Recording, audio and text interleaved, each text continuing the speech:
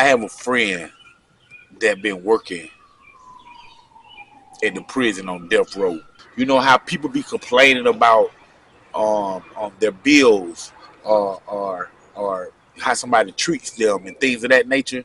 You know, we don't wake up. That's one thing that we don't wake up. That's why they say, you know, when death comes, you all of a sudden and you don't know because you don't know when your time is. But when we wake up in the morning and go through our day, man, that's one thing that we're not thinking about is death.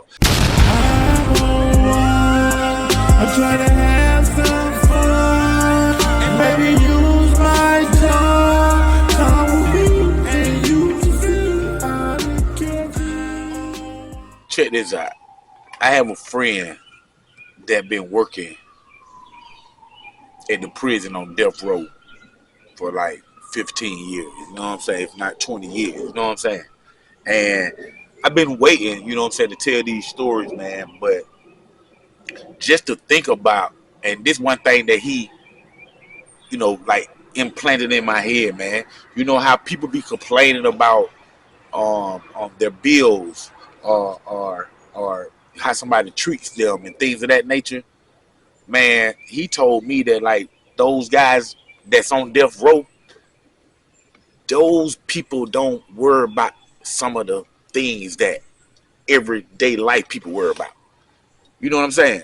You know, you think about, like he said, you think about this guy wakes up every day knowing that the next day might be the day that they give him lethal injection. You know what I'm saying? And that thought process right there alone will drive a person insane, man. And you can go into prison with a PhD, one of the smartest person in America. You know what I'm saying? And you get a death row sentence. And you sit on death row for 15, 20 years, not knowing if that day that you wake up, they're going to tell you tomorrow you die. And that's something to think about when you have to go through that day knowing tomorrow you die. And my friend, he be with these people every day, man. You know what I'm saying? He take them books back there and stuff like that. And when I say he back there with some of the top names, you know, that comes out of Georgia, man, we talking about that officer from Decatur, that sheriff, Dorsey. I don't forget his first name, that quick, but his last name Dorsey. Y'all know who I'm talking about. Man, he up there with him. And he said he is on death row and he's dying, man. Like he's, you know, he was old anyway. Sidney Dorsey, that's his name, Sidney Dorsey. He old anyway, man. And he say one day he get to work and he had a transport where he had to, you know, take somebody to the hospital. Or actually, he said he had to like his duty that day was at the hospital. Let me correct myself, y'all. His duty today, his shift that he had that day was at the hospital. So he had to, you know, be there and guard this guy that's on death row. You know what I'm saying? And when he get in now, he see this old man, and this old man is, you know what I'm saying, you know, on damn near life support. You know what I'm saying? Can't do nothing. He's dying. And he's there for 4 to 5 hours, not even knowing who this guy is. And then a lady coming out and say, you know, I got to change you, Mr. Dorsey. And I don't even think he's conscious. You know what I'm saying? You know, she's saying it because he probably can hear still or whatever. But she had to come in there and change him and everything, man. When he heard that name, when the nurse left out, my partner got up and walked out there. He said, excuse me, ma'am, you say his last name is Dorsey? Who is this guy? And she was like, that's the ex-sheriff from DeKalb County, Sidney Dorsey. And he's dying and stuff. We like, what? He be in there with these people, man. Listen what he tell me, man. He said, those guys on death row, man, they actually, how the hell out here, Wayne? Video Wayne got me in this son, y'all. So listen, though. He end up telling these people, man, like, I mean, he end up letting me know that every day he go back there, those death row inmates, especially the ones that from Southside, College Park, East Point, that area where I'm from. You know what I'm saying? He said, man, Treese, those guys live through my eyes, man. And I'm like, for real? And I asked him, I said, man, what you mean? What do you mean they live through your eyes? He said, like, every day we go back there to take them books or get books from them, man. He said, like, one of them, what's the guy? I don't know, his name was Bundy. I don't know who else back there, man. I'm trying to remember these names or however, but and my next show, I'm gonna make sure I get y'all some names, man. But he tell me, when he go back there, man, he said one of the guys asked him, man, say, hey, man, didn't you say you College Paul, right? My partner was like, yeah, man. And he was like, man, listen, man, let me ask you something, man. Is Claude Ritz still there, man? Over there on Old National, is Claude Ritz still there? Ritz? I said, the Ritz? He said, Trees. This man said, the Ritz, man. And I'm like, man, the Ritz been gone by 25 years. And that shows how long this man been locked up, man. The only visions, the only memories that he have in his head is how things was when he left, man.